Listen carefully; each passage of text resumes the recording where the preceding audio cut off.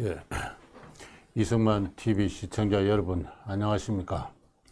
혁명가 이승만의 일생, 오늘은 9번째입니다. 제목은 짧은 귀향, 긴 이별, 그렇게 잡아봤습니다. 이승만이 미국에서 프린스턴 대학에서 박사학위를 취득하고 귀국을 하는 것이 1910년 10월 달의 일입니다. 이후 서울에서 또는 전국으로 다니면서 교육 선교 활동에 종사하다가 1912년 3월에 1년 5개월의 생활을 한 뒤에 다시 머나먼 언제 돌아올지 모르는 긴 여행을 떠나게 됩니다. 그렇게 해서 하와이에 정착을 하는 것이 1913년 2월 달의 일입니다. 그 기간에 그 짧은 한 2년여의 세월에 대해서 오늘 살펴보도록 하겠습니다.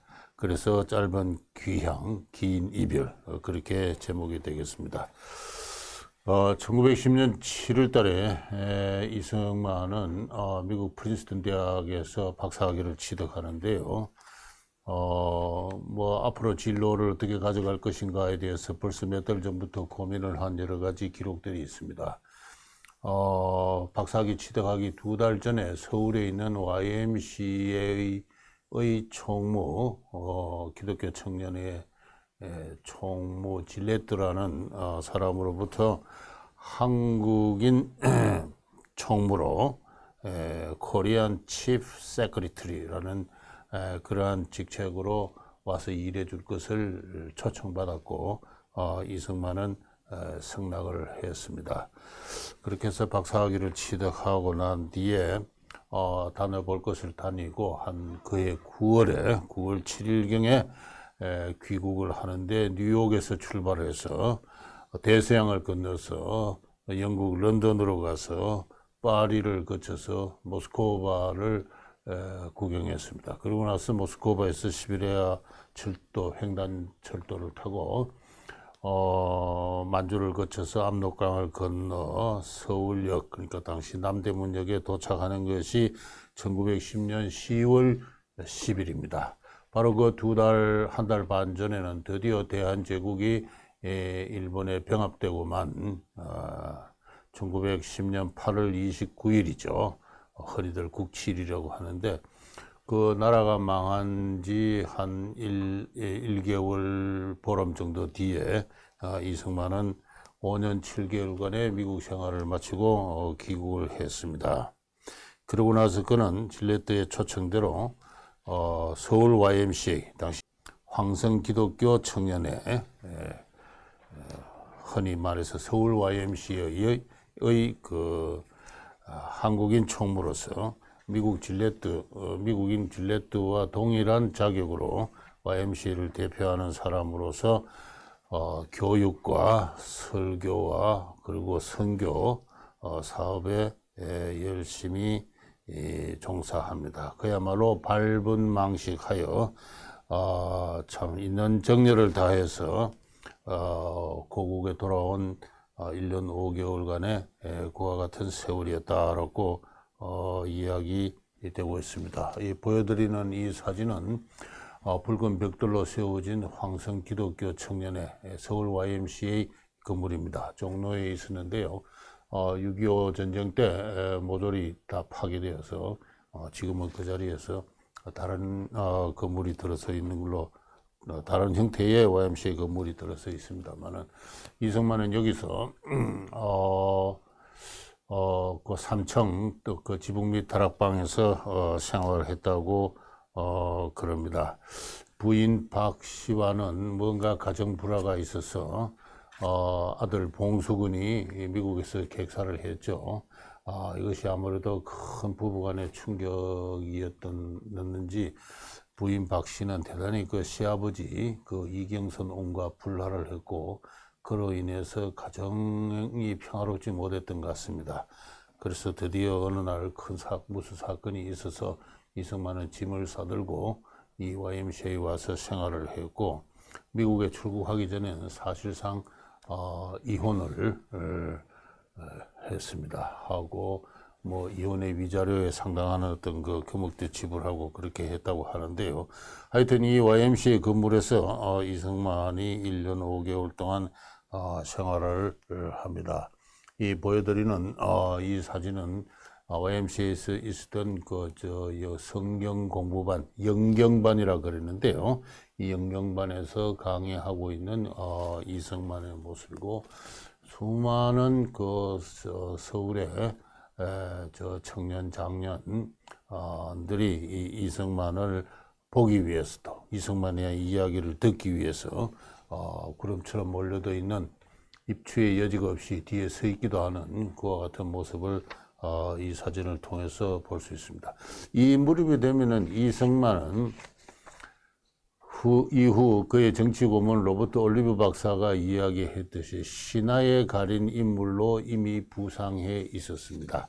이미 독립운협회에서 또 만민공동회, 관민공동회 활약에서부터 이 장안에 벌써 인구의 회자, 널리 회자하는 잘 알려진 유망한 청년이 있을 뿐만 아니라 매우 극적이기도 한성 감옥에서 또 오랫동안 갇혀 있었죠. 무려 6년 가까이, 5년 한 7개월인가 그렇게 또 역시 갇혀 있었습니다. 그러고 나서는 미국에 가서 미국의 하원 의장을 만나고 또 미국의 대통령을 만나고 합니다. 그리고 프린스턴 대학에서 박사학위를 취득을 했고요.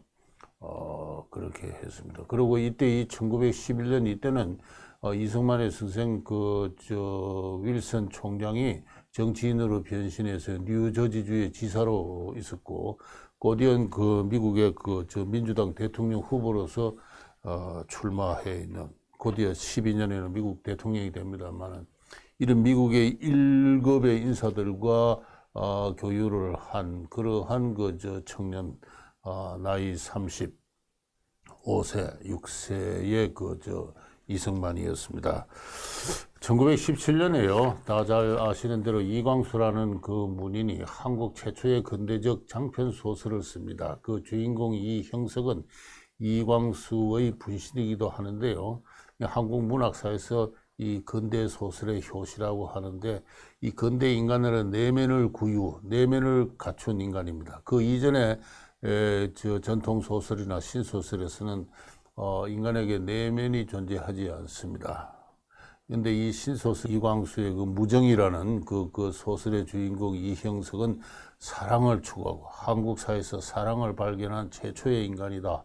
보통 그렇게 이야기하고, 사랑을 두고 정신적인 사랑과 육체적 사랑 사이에 고민을 합니다.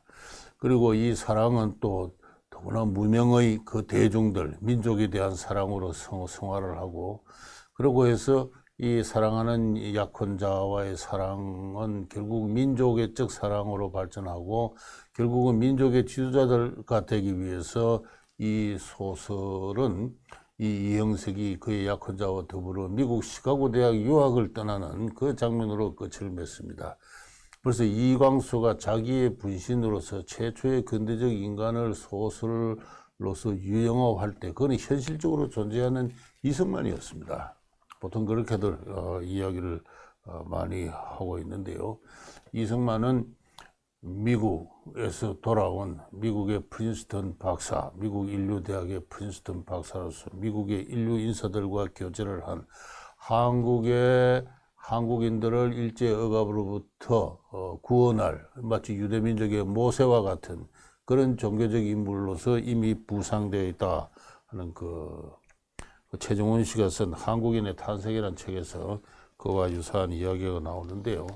이미 이 단계의 이승만은 상당히 신화에 과려진 어떤 민족적 어떤 인물로서 부상이 되어 있었다라고 하겠습니다. 이승만은 1911년 5월과 6월에는요, 미국인 총무와 더불어 한 달 이상 전국을 여행을 하면서 남쪽으로는 군산, 전주 일대를 다니고, 그리고 북쪽으로는 광주, 전주, 군산, 북쪽으로는 평양, 선천에 이르기까지 13개 지역을 다니면서 약 7,300여 명의 그 젊은이들을 상대로 해서 강의를 하고 설교를 하고 도합 3,700km에 달하는 대여행을 다녀오기도 했습니다. 이때 서울의 YMCA는요, 윤치호 등 그 당대의 명사 이상재, 윤치호,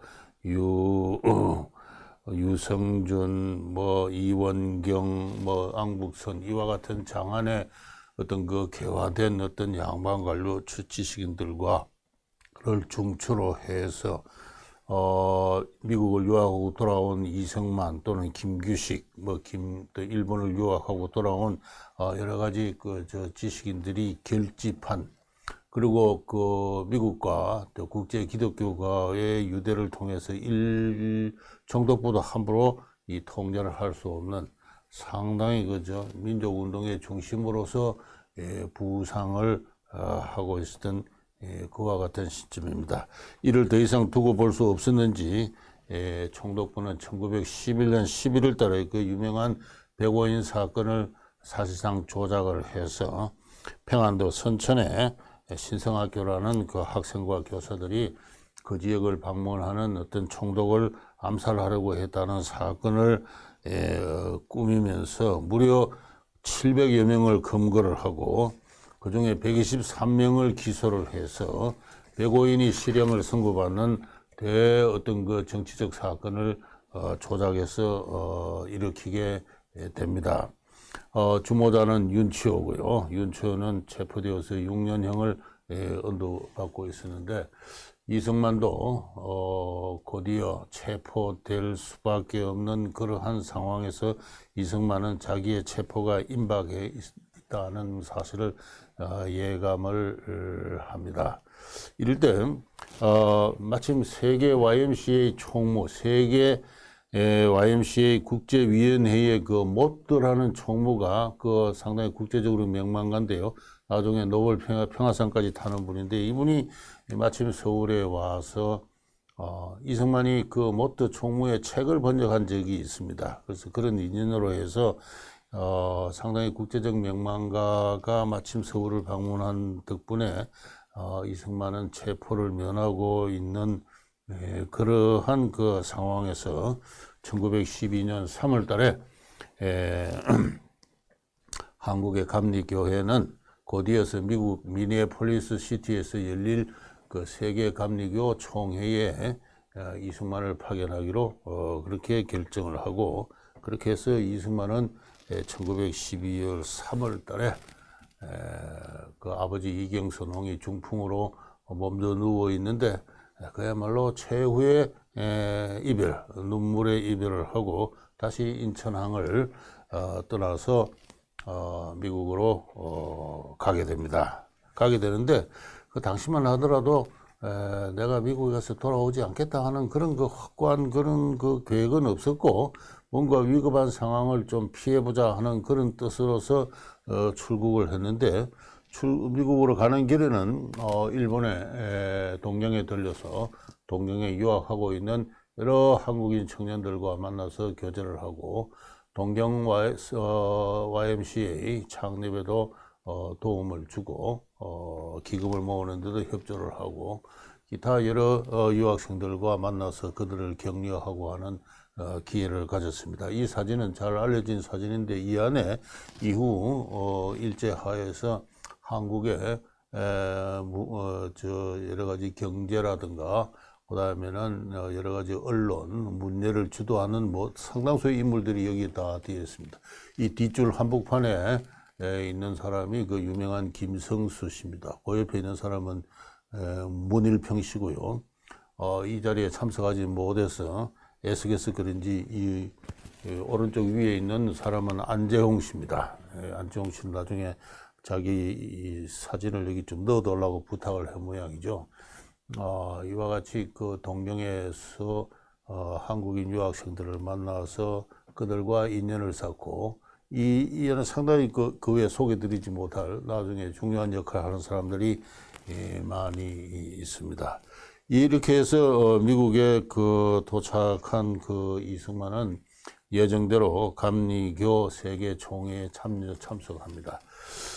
미국에 가서는 반일 운동을 하지 마세요라는 일본인 감리교 목사들의 충고가 있었고, 그리고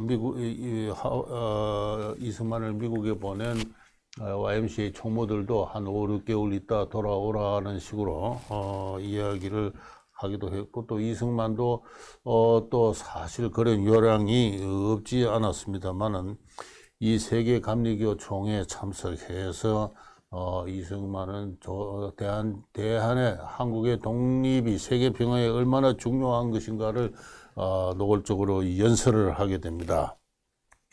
반일적인 운동을 이미 하기 시작을 했고요.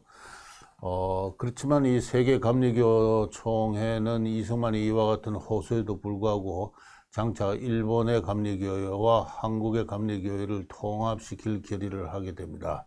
그래서 이승만은 상당히 의기가 소침해진 가운데 대회를 떠나서 그의 스승 윌슨을 찾아갑니다. 그래서 당시 이미 윌슨은 미국 민주당 대통령 후보로 되어 있었던 상당히 유력한 어떤 그러한 사람인데, 이 윌슨과 무려 개인적으로 3차례나 회동을 한 걸로 나타납니다. 마치 미국 프린스턴 대학에서 이승만의 박사학위 논문이 출간이 되었길래 그 책을 가지고 윌슨 당시 뉴저지주 지사 자기 선생을 찾아가서 일본이 한국의 교회를 탄압하고 있으니 종교의 자유를 보장하라라는 어떤 성명서를 여기에 서명을 좀 해주세요라고 부탁을 했지만은 윌슨은 현실 정치가로서 그럴 수 없다고 아주 냉정하게 거절을 했던 모양입니다. 자, 이러한 과정을 거치면서 이승만은 귀국을 포기를 하고 미국에 눌러앉기를 작정을 했던 것 같습니다. 한성감옥에서 그와 옥중 형제를 맺은 박용만이 당시 네브라스카주의 헤스팅스라는 시에서 여관업을 하고 살고 있었는데요. 이 박용만을 찾아가서 함께 상의하면서 한국인이 많이 이민을 와서 살고 있는 하와이로 건너가자라고 서로 장례를 그렇게 모색을 하고, 마치 하와이에 있는 대한국민회에서 회장 박상하라는 분이 이승만을 하와이로 초청을 했다고 합니다. 당시 하와이는 약 한 5,000명 정도의 하와이 이민들이 살고 있었습니다. 다 알다시피 1902년부터 하와이로 건너간 이민의 총 숫자는 한 7,200명 가까이 됩니다만은 그 중에 한 1,000명 정도는 다시 귀국을 하고, 나머지 또 한 2,000명 정도는 LA나 샌프란시스코로 이렇게 건너가고, 한 4,000여 명 중에서 인구가 좀 늘고, 이렇게 해서 한 5,000여 명 정도가 당시 1912년 당시 이 하와이에 살고 있었습니다. 해외에서 살고 있는 한인이 집주한 지역으로서는 간도 정도를 제외한다면 하와이가 바로 그런 한인 집주 지역으로서는 가장 큰 지역이라고 볼 수가 있는데요. 그 지역으로 이승만은 옮겨갑니다. 그렇게 해서 1912년 후반기를 미국 뉴저지에서 보내다가 1913년 2월 달에 드디어 하와이에 도착해서 이후 하와이를 떠나기까지 무려 한 5년 가까이를 하와이에서 살게 됩니다. 살게 되는데, 하와이에 도착하자마자 이승만의 숙소입니다. 하와이에 있는 자유교회라는 그 목사가 리 창규라는 그 밑에 글자가 좀 보입니다만은 이분이 이승만에게 제공한 코티지입니다. 푸아누아라는 곳에 있는 코티지인데요. 조그마한 오막살인데 판잣집 비슷한 건데요. 여기서 이승만은 도착하자마자 2달간 두문불출하면서 책을 하나 썼습니다. 이 이승만이란 분을 이해를 하기 위해서는요, 중요한 시간에 중요한 글들을 많이 남겼다는 사실, 따라서 그는 기본적으로 저술가였다는 사실을 알아야 됩니다. 그는 독립운동가, 정치가로서 알려져 있지만은 그는 기본적으로 한국 최초의 미국 철학 박사로서 사상가이자 저술가였습니다. 많은 책을 남겼어요. 그는 한성 감옥에서 독립정신이라는 책을 남겼을 뿐만 아니라 청일전진이라는 책을 번역하기도 했고요. 그리고 미국 가서 박사학위 논문을 썼고, 그리고 세 번째로 이 한국 교회 피파학이라는 책을 하와이에 도착하자마자 2달간 앉아서 이 조그만 오막살이 안에서 두문불출하면서 책을 썼습니다. 그리고 이후 태평양 잡지라는 잡지를 만들어서 거기에 수많은 글을 썼고요. 그 언론 활동은 이전부터 독립협회 시절부터 시작됐다고 제가 이전에 말씀드렸습니다만, 그러고 나서는 또 1931년은 만주의 조선인이라는 또 그러한 책을 썼고요. 그리고 1941년에는 그 유명한 일본 내막기라는 책을 썼지 않았습니까? 제가 아는 한 이렇게 많은 저수를 기타 신문의 논설까지 포함해서 글을 남긴 사람은 없습니다. 물론 이광수 같은 소설가들이야 그렇게 더 많은 글을 썼습니다만, 정치 철학적인 또는 그러한 글을 이승만처럼 많이 쓴 사람은 저는 없다고 생각합니다. 그럼에도 불구하고 그 이승만의 글이 다 모아져서 전집으로 편찬된 바도 없거니와 그걸 읽고 연구한 학자가 아직까지도 없다. 독립정신을 읽고 연구한 학자가 지금까지 한 명도 없습니다. 한 명도 없다고 해도 좋습니다. 그래서 오죽했으면 독립정신이라는 책이 그 비봉 출판사라든가 또는 다른 어떤 대학에 계시지 않은 어떤 다른 출판사의 사장들께서 번역을 했습니까? 그럼에도 불구하고 아직 한국의 정치학자들 가운데는 이 독립정신을 읽고 그것을 세밀하게 분석한 논문이나 책을 쓸 사람이 없어요. 제가 지금 소개드리려고 하는 이 한국교회 피파학이라는 이 책도 제대로 읽고 분석한 사람이 없다라고 하겠습니다. 제가 지금 나머지 시간에 한 5분 정도 이 책에 대해서 간략하게 소개를 하는 것으로 오늘 강의를 마치겠습니다. 이 책은 곳곳에서 우리 당시 조선인들에 대해서 분석을 하고 비판을 합니다. 조선인은 오랫동안 닫힌 사회에 살아왔다. 이거 누구도 부정할 수 없죠. 그리고 유교라는 정치 철학에 의해서 백성들의 일반 평민들의 정치적 권리를 인정해 주지 않았다. 소수의 몇 사람의 왕과 몇 사람의 양반들만이 이 성인의 가르침, 유학을 공부해서 백성을 다스리는 것을 당연한 줄 알고 왔는데, 그런 세월이 수백 년 지나는 동에 백성들이 노예 근성으로 찌들었다는 것입니다. 어떠한 희망도 활력도 의지도 의욕도 없는 가운데 정신이 쇠잔하여 병들었다. 정신이 쇠잔하여 병들어서 온갖 병통이 어찌 해볼 수 없는 상태로 이게 심각하다. 이대로 두면 이 민족은 소멸할 것이다. 그렇게 이야기합니다. 아메리카 인디안들처럼 또는 하와이 원주민들처럼 종국에는 민족의 멸망을 우리가 예상할 수 있다. 그렇게까지 이야기를 합니다.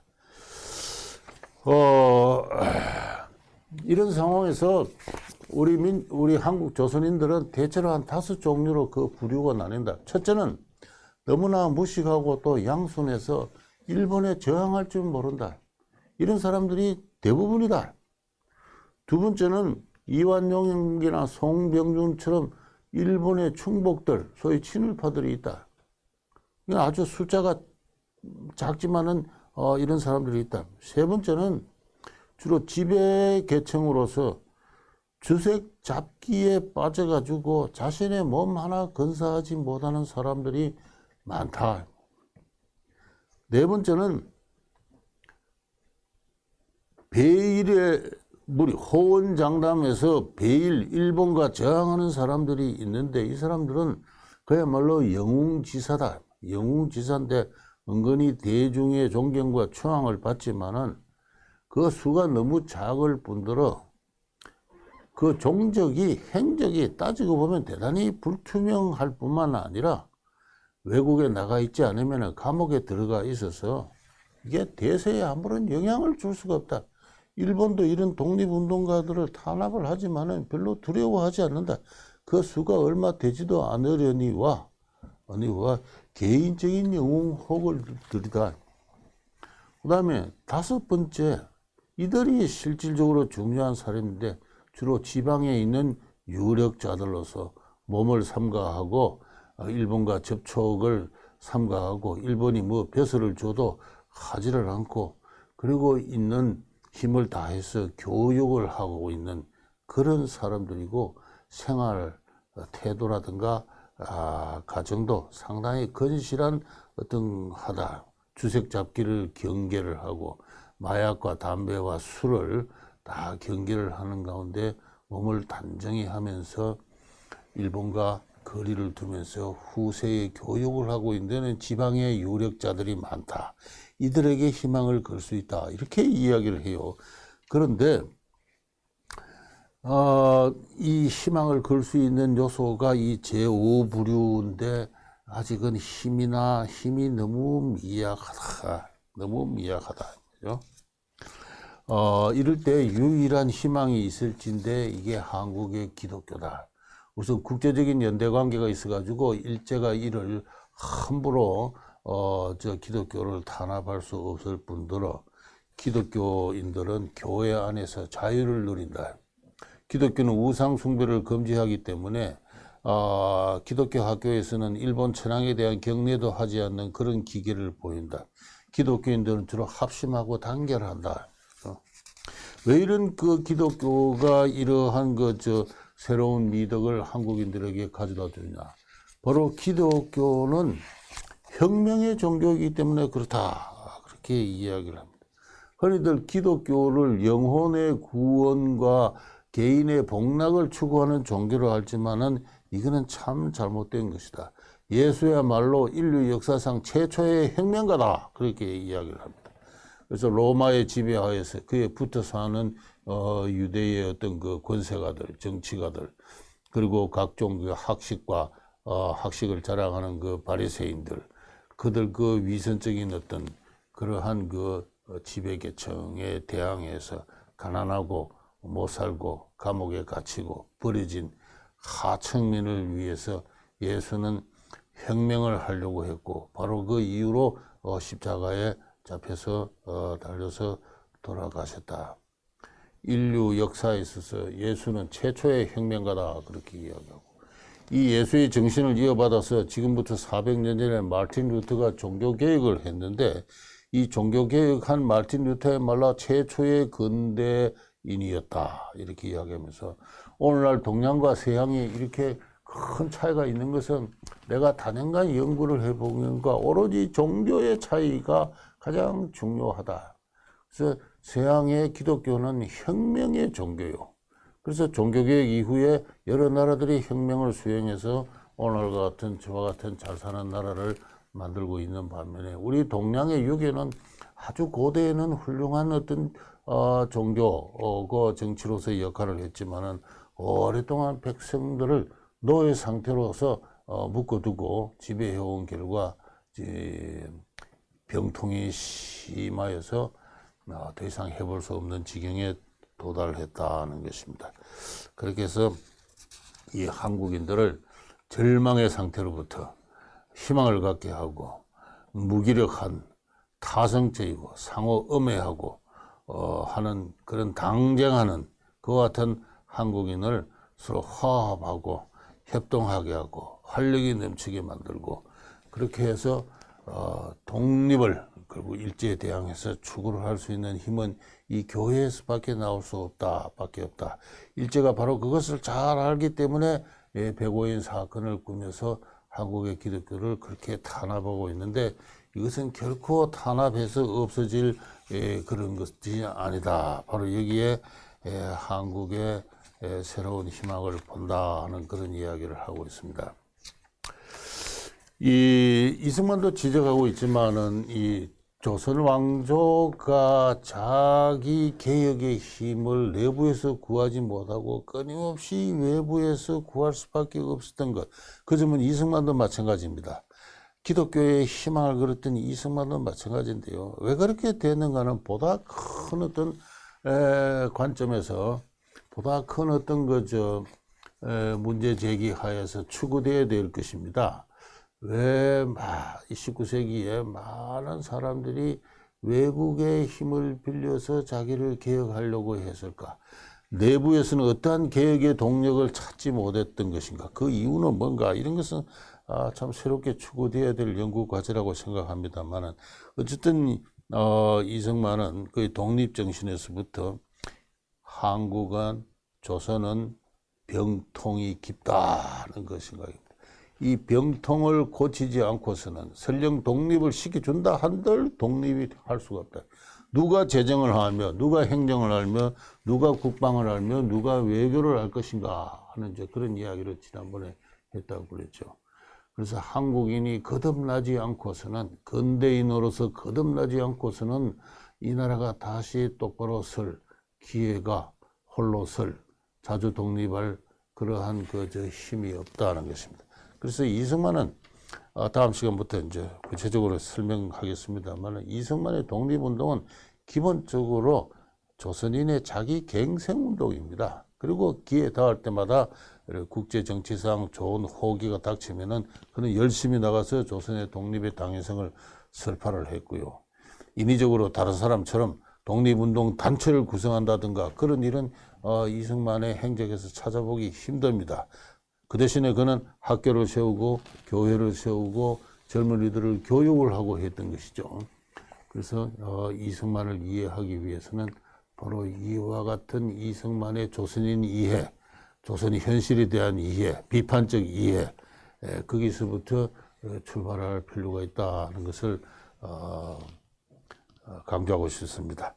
한국교회 피파학이라는 책을 읽으면서 저는 다시 한번 이전의 독립정신과 읽은 독립정신과 상호 맥락을 같이 하면서 일이간지 이승만을 관통하고 있는 그와 같은 정신을 다시 확인해 볼 수가 있었습니다. 오늘은 여기서 마치도록 하겠습니다.